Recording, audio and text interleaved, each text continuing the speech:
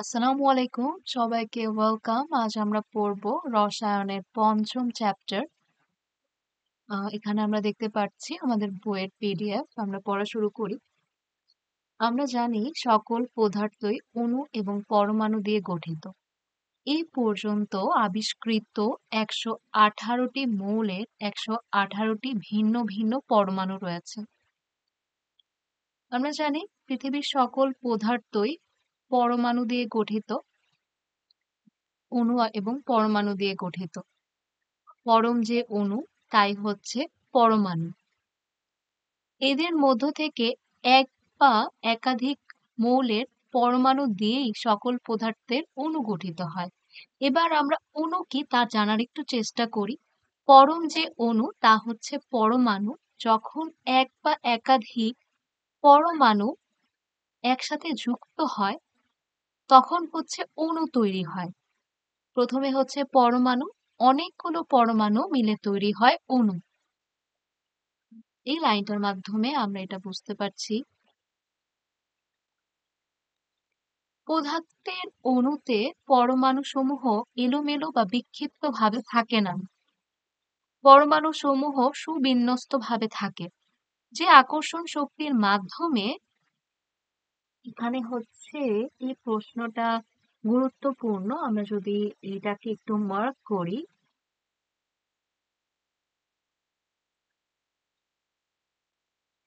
আমরা ড্র করছি। যে আকর্ষণ শক্তির মাধ্যমে অণুতে দুটি পরমাণু পরস্পরের সাথে যুক্ত থাকে তাই হচ্ছে রাসায়নিক বন্ধন, কেমিক্যাল বন্ড। এই অধ্যায়ে আমরা আয়নিক সমযোজী বা ধাতব বন্ধন, বিশিষ্ট যৌগ বন্ধন গঠন প্রক্রিয়া এবং তাদের ধর্ম নিয়ে আলোচনা করব। যদি আমি এই প্যারাটার একটু সামারি করি, যে সকল আমরা যে দেখতে পাই তা আসলে অণু আর পরমাণু দিয়ে গঠিত। পরম যে অণু তাই হচ্ছে পরমাণু এবং অনেকগুলো পরমাণু সংযুক্ত হয়ে অণু গঠন করে।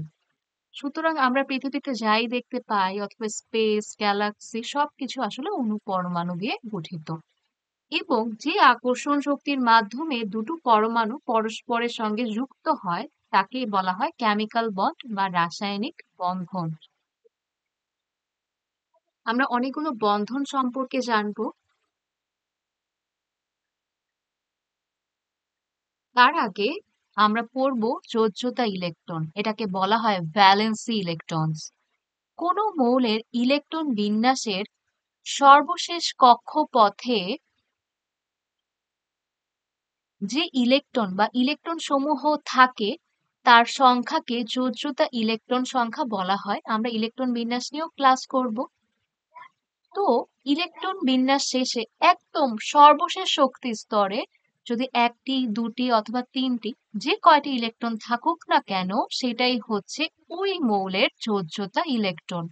এটাকে বলা হয় ভ্যালেন্সি ইলেকট্রনস।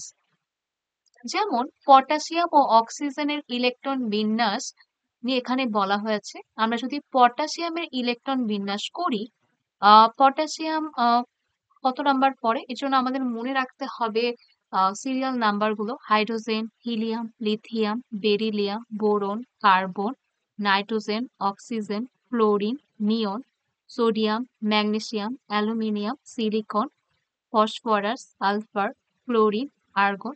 এরকম করে আমাদের এই সিরিয়ালটা মনে রাখা অনেক বেশি জরুরি। আচ্ছা, পটাশিয়ামের ইলেকট্রন বিন্যাস আমরা দেখতে পাচ্ছি কিভাবে তৈরি হয়েছে। প্রথম শক্তি স্তরে 2, পরবর্তী শক্তি স্তরে 8 এবং পরবর্তী শক্তি স্তরে 8 এবং একদম সর্বশেষ শক্তি স্তরের ইলেকট্রন বিন্যাস হচ্ছে 1। তাই পটাশিয়ামের ভ্যালেন্সি ইলেকট্রন হচ্ছে 1। তেমনি অক্সিজেনের ইলেকট্রন বিন্যাস যদি আমরা লক্ষ্য করি 2, এরপর হচ্ছে 6। যেহেতু 8 নম্বরে পড়ছে তাই হচ্ছে অক্সিজেনের ইলেকট্রন বিন্যাস, যোজ্যতা ইলেকট্রন বা ভ্যালেন্সি ইলেকট্রন হচ্ছে 6। এটা মনে রাখা অনেক বেশি সহজ।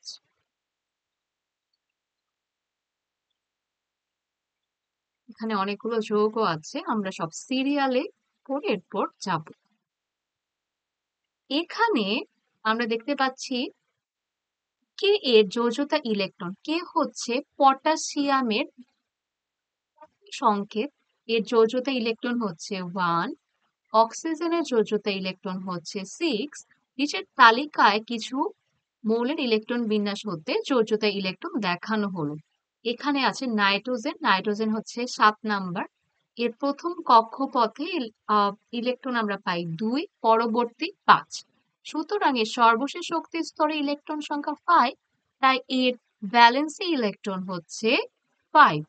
আবার ফ্লোরিনের সিরিয়াল হচ্ছে 9, প্রথম শক্তি স্তরে এর ইলেকট্রন 2 এবং এল নাম্বার শক্তি স্তরে এর ইলেকট্রন সংখ্যা 7।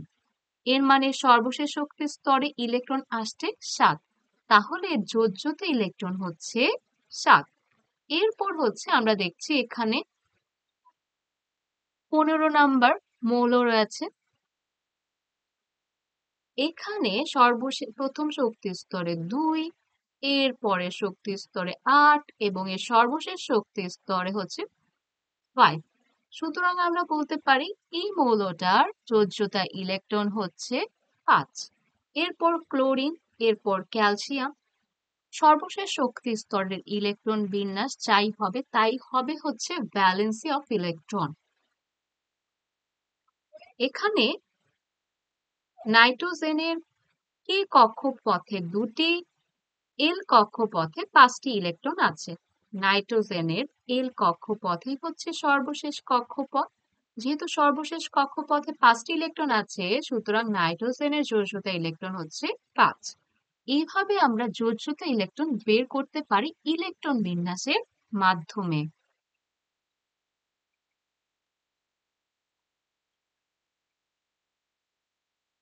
এরপর আমরা দেখব, আচ্ছা এখানে শিক্ষার্থীর কাজ হচ্ছে ফ্লোরিন, পটাশিয়াম, ফসফরাস, ক্লোরিন এবং ক্যালসিয়ামের যোজ্যতা ইলেকট্রন বের করো। তোমরা বের করার চেষ্টা করতে পারো, অথবা আমরা পরবর্তী ক্লাসে বের করার চেষ্টা করব। এটা হয়তো বা করা আছে।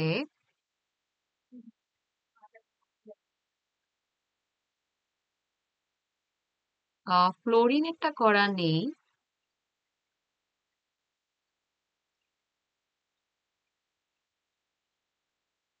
ফসফরাসেরটা করা আছে। ওকে, এবার আমরা পড়বো যোজনী বা যোজ্যতা কি, ভ্যালেন্সি কি। সবসময় আসতে পারে যোজ্যতা ইলেকট্রন এবং যোজনীর মধ্যে পার্থক্য দেখাও। এবার আমরা যে টপিকটা পড়বো সেটা হচ্ছে যোজনী বা যোজ্যতা, এটাকে বলা হয় ভ্যালেন্সি।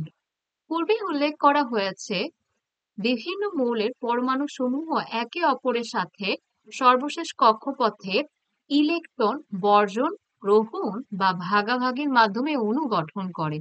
অণু গঠনকালে কোনো মৌলের একটি পরমাণুর সাথে অপর একটি মৌলের পরমাণু যুক্ত হওয়ার যে ক্ষমতা, তাই হচ্ছে যোজনী বা যোজ্যতা। এটা অনেক বেশি গুরুত্বপূর্ণ, সবাই হচ্ছে মার্ক করে নাও।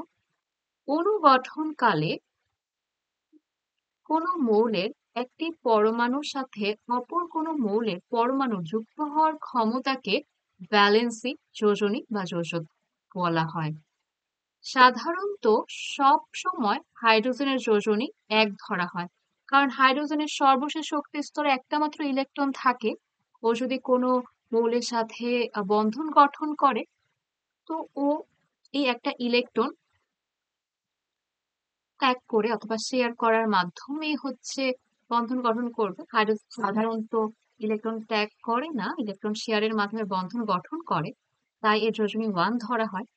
কোন মৌলের একটি পরমাণু যতগুলো ওই পরমাণুর হাইড্রোজেন বা পরমাণুর ক্লোরিন পরমাণুর সাথে যুক্ত হতে পারে, সেই সংখ্যাই হলো ওই মৌলের যোজনী বা যোজ্যতা। এটা একটা কম্প্যারিজন হিসেবে ধরা হয়েছে।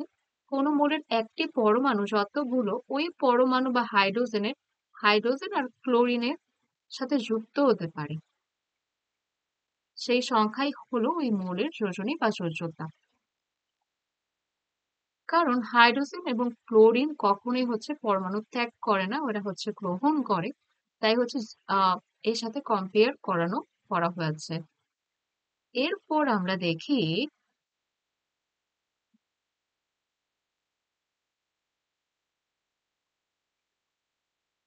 হাইড্রোজেন একটি পরমাণু ক্লোরিনের একটি পরমাণুর সাথে যুক্ত হয়ে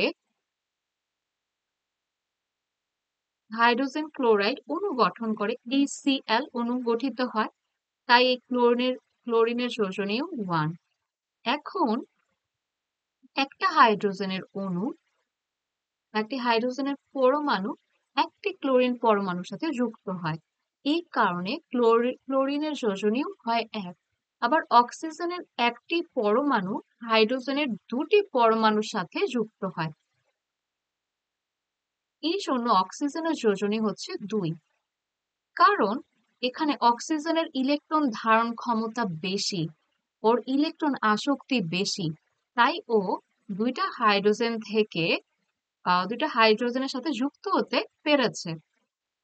এরপর একটি নাইট্রোজেন পরমাণু একটি ক্লোরিন পরমাণুর সাথে যুক্ত হয়ে সোডিয়াম ক্লোরাইড বা লবণ গঠিত হয়। সোডিয়ামেরও যোজনী 1। কারণ একটি সোডিয়ামের পরমাণু ও একটি ক্লোরিনের পরমাণু একসাথে যুক্ত হয়েছে। একটি পরমাণুর সাথে যতটি অক্সিজেন পরমাণু যুক্ত হয় তার সেই সংখ্যার দ্বিগুণ করলেই ওই পরমাণুর যোজনী বা যোজ্যতা পাওয়া যায়। জাস্ট হচ্ছে ম্যাথমেটিক্যালি প্রুফ, এটা যদি আমরা দেখি তাহলে পাবো। যেমন ক্যালসিয়ামের একটি পরমাণু একটি অক্সিজেন পরমাণুর সাথে যুক্ত হয়ে ক্যালসিয়াম অক্সাইড তৈরি করে। এখন অক্সিজেন পরমাণুর সংখ্যা হচ্ছে 1।